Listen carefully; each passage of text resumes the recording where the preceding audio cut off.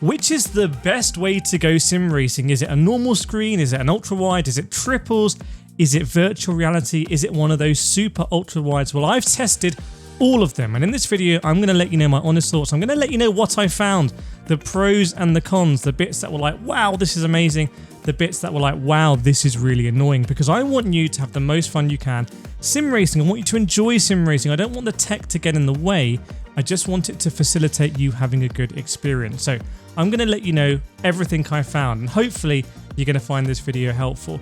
Now, to start with, I'm not going to start with the crazy triples in this video. We're going to build up there. We're going to start with the simplest way to go sim racing, which is just a 16:9 monitor. Now, this particular monitor was provided by KTC, and it comes in at under $200, so big thanks to KTC. Now, you can see the proportions of this monitor have some unique characteristics. It's not very wide. I can't see my mirrors. Have a look left hand side, can't see my mirror. But it's quite tall. Look how much roof I have in the prototype I'm driving. Now, there is a bit of curve to the screen, as you can see from this shot, but I don't think it makes as big a difference as we're going to see in monitors coming later in this video. What I would say is, for under $200, getting a screen like this is just the simplest way to go sim racing. You plug it in, it just works. Yes, you are going to be compromising some of the field of view. Yes, it is going to be a little bit tall, but it's going to work with any other games that you're doing. It's going to work really well for productivity, and if you're using the screen for other things as well. So I'm happy to generally recommend this type of monitor for sim racing, as long as you're aware of those compromises. I would say to minimize those compromises, try and mount the monitor as low as possible. If you have a look at this angle here, you see the monitor is mounted quite low, and you can see the horizon is kind of in line with my eyes. So when you're doing some like iRacing, you will want to adjust the field of view, the driver height, and the horizon. The other advantage of getting a monitor like this is that because it's not a particularly complicated widescreen monitor, you can normally get some very decent specs for the price. You can see in the top right here, we're running this at 180 Hertz. Now, this is not a 4K monitor, it's a 1440p monitor, but again, I would say that is generally fine for sim racing. But let's get things a little bit more serious, and this is from iiyama. Big thanks to them for finding this monitor. And this is a standard, about a 34-inch ultra wide. You can see it's called the G Master Red Eagle. This is also actually 180 Hertz, and it's also 1440p. But now we get a little bit more width. You can see in this car, I still can't see my mirrors, but I do have some exposure on the left-hand side past that A column, so I do get some peripheral effect of the speed I'm going when cars are going up the inside.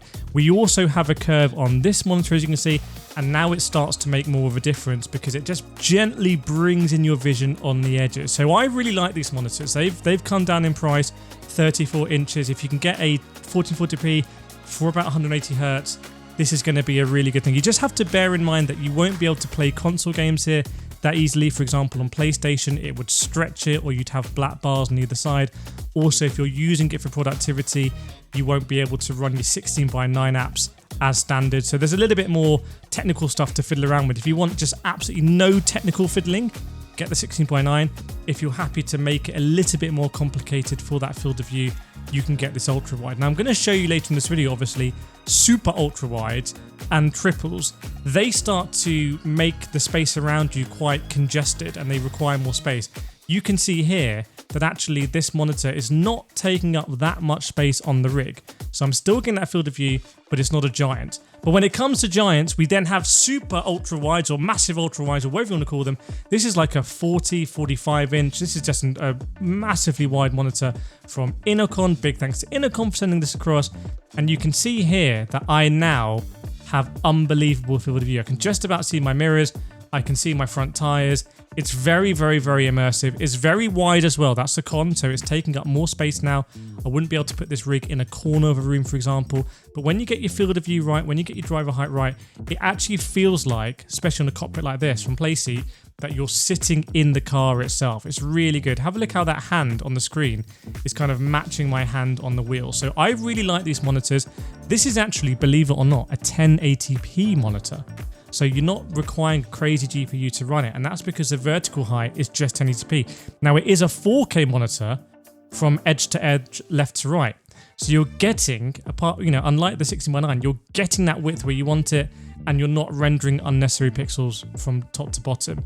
So this is, I would say, a real sim racing focused monitor, and it also has quite a nice curve as well. Now bear in mind, when you get into monitors of this size, they're naturally going to be heavier, they're going to be bulkier, you might not be able to mount them as easily, so it's going to again be a little bit more complicated. But here again, you can see how low I've mounted the screen for me to get the best effect when I'm driving. But if you want to make it even more intense, you can go to triples. And yes, I've put triples up. These are monitors from iiyama, they're G-Master.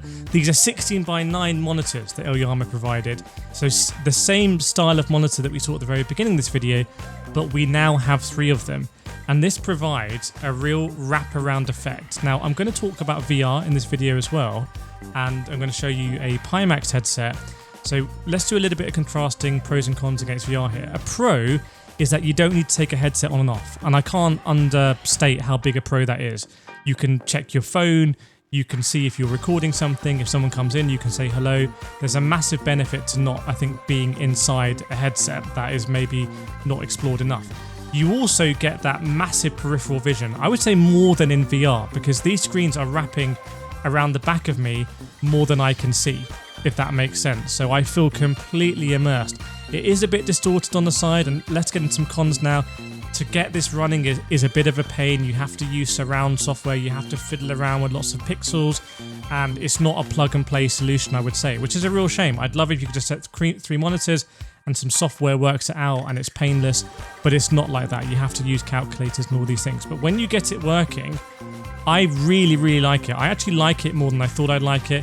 Part of that, I think it's just nice looking at a monitor here, because to date VR headsets have struggled to get the same clarity as a monitor. But maybe until now, because this is a brand new headset from Pimax. You did send this across and have sponsored this video, so big thanks to Pimax for sponsoring this video. Go use my code Kireth at Pimax.com. It gives you a little bit of a checkout. There'll be a link in the description below.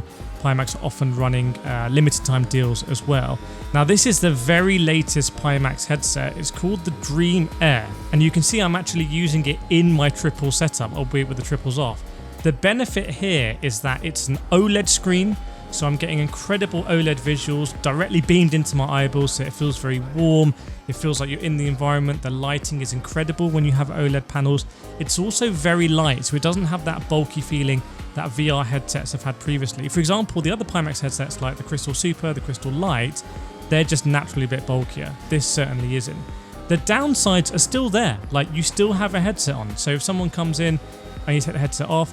If I want to check my phone, I've got to take the headset off. If I want to go to my keyboard, I've got to take the headset off. Now, obviously, that's all a bit easier given the headset is just lighter and less bulky, but it's something you do need to bear in mind. If you don't want to be claustrophobic, don't get the VR headset. But if you want, I would say, the most immersive 3D visuals with depth effect, triple screens still can't compete with this. This is still better than triples when it comes to the depth perception and feeling like you're driving a Formula car.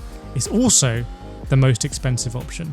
So I've run through a lot of ways here to go sim racing. I want you to let me know in the comments, how do you go sim racing? Are you looking to upgrade? Big thanks to all the companies who provided the equipment to make this video possible, and I'll see you in the next one.